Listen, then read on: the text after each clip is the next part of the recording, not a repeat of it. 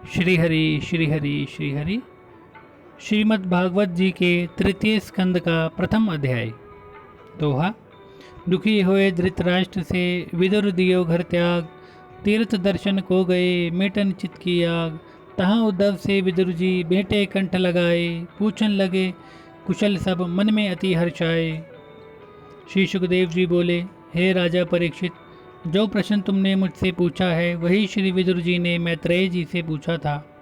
राजा परीक्षित जी बोले, हे भगवान, मुनिवर मैत्रेय जी से विदुर जी की भेंट कहाँ पर और किस समय हुई थी, और महामना विदुर जी ने मैत्रेय जी से क्या पूछा था, तथा ज्ञानियों में श्रेष्ठ श्री मैत्रेय जी ने क्या उत्तर दिया। सुत जी बोले, हे शौनक जी, श्री सुखदेव जी सर्वज्ञ थे। उन्होंने राजा परीक्षित से कहा, हे राजा सुनो। श्री सुखदेव जी बोले, राजन, तुम्हारे परदादा राजा धृतराष्ट्र जन्म के नेत्रहीन थे, किंतु अंतकाल में वे बुद्धि से भी नेत्रहीन हो गए थे। अधर्म के कारण उनकी ज्ञान शक्ति तथा मति मारी गई थी। उन्होंने तुम्हारे पिता महापांडवों के साथ बचपन से ही दुर्व्यवहार तथा अन्याय किया। उन्हें लाक्षागृह में जलाने का प्रयत्न किया। धर्मराज युधिष्ठिर की रानी द्रौपदी के केश बड़ी सभा में खींचते हुए दुशासन को नहीं रोका। भोले भाले धर्मपरायण धर्मराज युधिष्ठिर को कपट के जुए में खेलने के लिए पुत्रों द्वारा बुलवाकर उनका राजपाट छीन लिया। पुत्रों को इस अन्याय से नहीं रोका। अंत में उन पांचों पांडवों को वन में निकाल दिया। अपनी प्रतिज्ञा अनुसार 13 वर्ष वन की यातनाएं भोगने के पश्चात उन्हें उनका राज्य वापस नहीं लौटाया। धर्मराज युधिष्ठिर के भेजने पर भगवान श्री कृष्णचंद्र दूत बनकर हस्तिनापुर की कौरव सभा में आए और धृतराष्ट्र को समझाया। भीष्म आदि ने भी धृतराष्ट्र को समझाया, किंतु उन्होंने उनके वचनों की ओर कालवश होकर पुत्रमोह के कारण तनिक भी ध्यान नहीं दिया। जब सलाह के लिए विदुर जी को बुलाया, तब विदुर जी ने राजमहल में जाकर कुरुराज को उचित नीति का उपदेश किया। उन्हें सब प्रकार से न्यायोचित राय देकर समझाया, जिसे विदुर नीति कहते हैं। किंतु कुरुराज को विदुर जी के वचन ऐसे लगे जैसे त्रिदोष के मरणासन्न रोगी को औषधि नहीं लगती है। विदुर जी ने समझाया, हे कुरुराज, आप पांडवों को उनका राज्य दे दीजिए। वे महान शक्तिशाली और विकट बलवान हैं। उनमें भीमसेन परम क्रोधी और 10 सहस्त्र हाथियों का बल रखता है। वह काले नाग की भांति क्रोध में डसने की प्रतीक्षा कर रहा है। अर्जुन ने देवराज इंद्र और शंकर जी को प्रसन्न करके अमोघ अस्त्रों का ज्ञान प्राप्त किया है, जिस पर भी यदुनाथ श्री कृष्णचंद्र जी की उन पर कृपा है। सारे यादव वीर पांडवों की सहायता करेंगे। वे धर्मात्मा हैं। तुम्हारा पुत्र कुल का नाश कराने वाला कुलघाती है, और वह सदा अधर्म में ही रत रहता है, और उसके साथ तुम्हारी भी बुद्धि मारी गई है। इसलिए यदि तुम कुल की रक्षा चाहते हो तो उस कुलघाती को तुरंत त्याग कर पांडवों को अपना लीजिए। जब विदुर जी ऐसा कह रहे थे, तब क्रोधी दुर्योधन ने उठकर विदुर जी का तिरस्कार अपमान भरे वचनों से करते हुए कहा कि इस पाजी टुकड़खोर को शीघ्र ही नगर से निकाल दिया जावे। यह जिसके टुकड़े खाता है उसी के विरुद्ध सलाह देता है। भाई धृतराष्ट्र के सामने ही ऐसे कटु अपमानजनक वचनों को सुनकर और भाई के कुछ भी ना कहने पर विदुर जी तुरंत वहां से उठकर चले आए और राजद्वार पर अपने धनुष बाण टांग कर वन की ओर चल दिए। हस्तिनापुर से चलकर वे अनेक तीर्थों का पर्यटन करने लगे। वे शुद्ध और पवित्र रहकर एक समय भोजन करते, पृथ्वी पर सोते तथा तीर्थों के जल में स्नान करते। इस प्रकार सारे भारतवर्ष में तीर्थों में भ्रमण करते हुए प्रभास क्षेत्र में पहुँचे। वहाँ उन्होंने सुना कि भगवान श्री कृष्णचंद्र जी की सहायता से पांडव लोग महाभारत युद्ध में विजयी हुए हैं तथा कौरवों का संहार हो गया है। दुर्योधन आदि सब मारे गए। हस्तिनापुर का राज्य धर्मराज युधिष्ठिर करते हैं। यह सुनकर उन्हें महान शोक हुआ और शांतिपूर्वक फिर तीर्थ यात्रा को चल दिए। भगवान के प्रधान प्रधान तीर्थों तथा मंदिरों के दर्शन करते हुए विचरने लगे।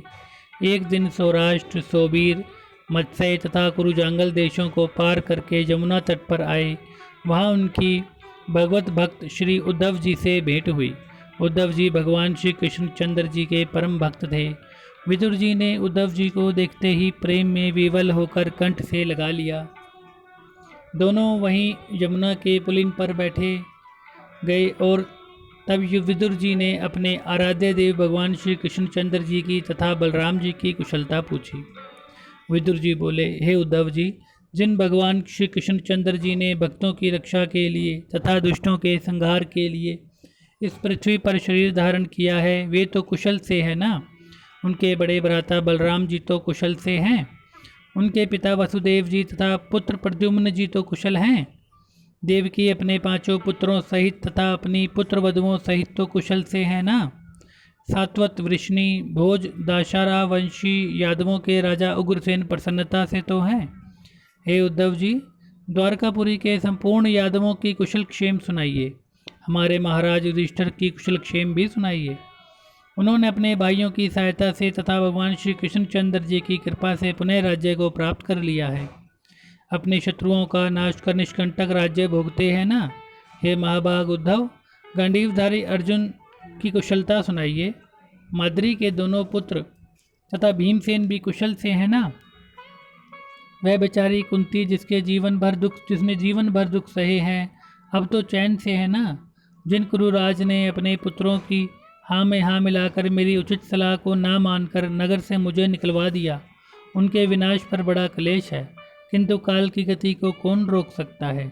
मैं तो उन्हीं जगत पिता भगवान श्री कृष्णचंद्र जी की लीलाओं का गुणगान करते हुए आनंद से भ्रमण कर रहा हूँ। भगवान श्री कृष्णचंद्र ने संपूर्ण राजाओं का संहार कराकर पृथ्वी का भार उतार दिया है।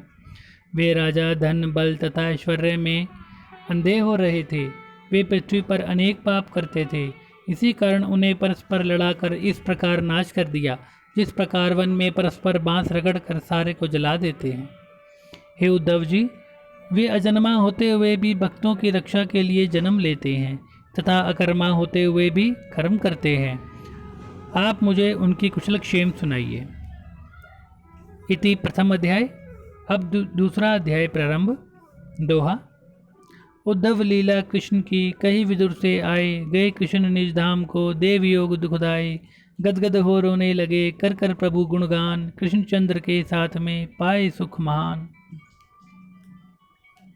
श्री सुखदेव जी बोले, हे राजा परीक्षित, विदुर जी के इस प्रकार पूछने पर उद्धव जी को अपने परम पूज्य आराध्य देव भगवान श्री कृष्णचंद्र जी का स्मरण हो आया। उनके वियोग में इतने गदगद तथा विवल हो गए कि एक मुहूर्त तक उनका कंठ रुंधा रहा और वे चुपचाप बैठे हुए नेत्रों से अश्रु बहाते रहे। तब अश्रु पोंछकर विदुर जी इस प्रकार बोले। उद्धव जी बोले, हे विदुर जी, भगवान श्री कृष्णचंद्र रूपी सूर्य के अस्त हो जाने से सारे ग्रहों में अंधकार हो गया है। वे सब मृत समान हो गए हैं। मैं उनकी क्या कुशल सुनाऊं। हम यादव लोग बहुत अभागे हैं, जिनके मध्य में साक्षात भगवान के रहते हुए भी उन्हें इसी प्रकार नहीं पहचान सके, जिस प्रकार अमृतमय चंद्र को उनके साथ रहने वाली मछलियां ही नहीं पहचान सकी थी।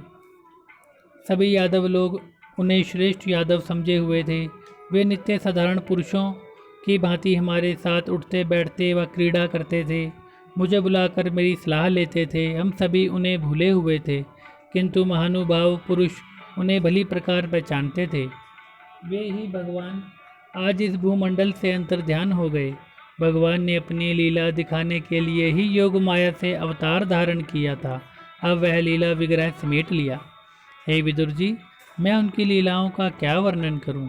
मैं तो नित्य उन्हीं के साथ उनकी चरण सेवा में रहता था। उन्हीं चरणों की रज को मस्तक पर चढ़ाकर अपने को अहोभाग्य मानता था। धर्मराज युधिष्ठिर के राजसूय यज्ञ में जिस समय उनकी अग्र पूजा हुई थी, उस समय उनकी शोभा अवर्णनीय थी। संपूर्ण राजा लोगों की दृष्टि उन्हीं के मुखचंद्र पर गड़ गई थी। उनकी संपूर्ण लीलाएं अप्राकृतिक थी। जब मुझे उनकी लीलाओं का स्मरण हो आता है, तब मैं व्याकुल हो जाता हूँ। उन्होंने कंस को मारकर अपने पिता वसुदेव जी को बंधन मुक्त किया था। ब्रिज में ब्रिज बालाओं के साथ बाल लीलाएं की, जिसके कारण वे ब्रिज बालाएं उनकी भक्ति तथा प्रेम में इतनी विभोर थी कि उन्हें भक्ति योग तथा प्रेम योग के सन्मुख अन्य कोई योग उत्तम नहीं लगा। उन्होंने इंद्र आदि देवताओं का मान मर्दन किया। कहाँ तक कहूँ, ब्रह्मा को भी अपनी लीला में 1 वर्ष तक चकित रखा। उन भगवान श्री कृष्णचंद्र ने भक्तों को परम गति तो दी ही थी, किंतु अपने शत्रु शिशुपाल, कंस, जरासंध आदि को भी परम गति प्रदान की, क्योंकि उनके शत्रुओं का ध्यान बैरभाव के कारण सदा उनमें ही लीन रहता था। प्रजापति ब्रह्मा की प्रार्थना करने पर भूभार उतारने के लिए ही उन्होंने ब्रिज में अवतार धारण किया था। उन्होंने पूतना आदि राक्षसियों तथा राक्षसों का बचपन में ही खेलते खेलते संहार कर दिया। काली नाग को नाथ कर जमुना का विष युक्त जल शुद्ध कर दिया। किशोरावस्था में शरद ऋतु के आगमन पर गोपियों के साथ रास विलास करते और उन ब्रिज बालाओं को आनंदित करते थे। इति श्री द्वितीय अध्याय संपूर्ण। श्री हरि श्री।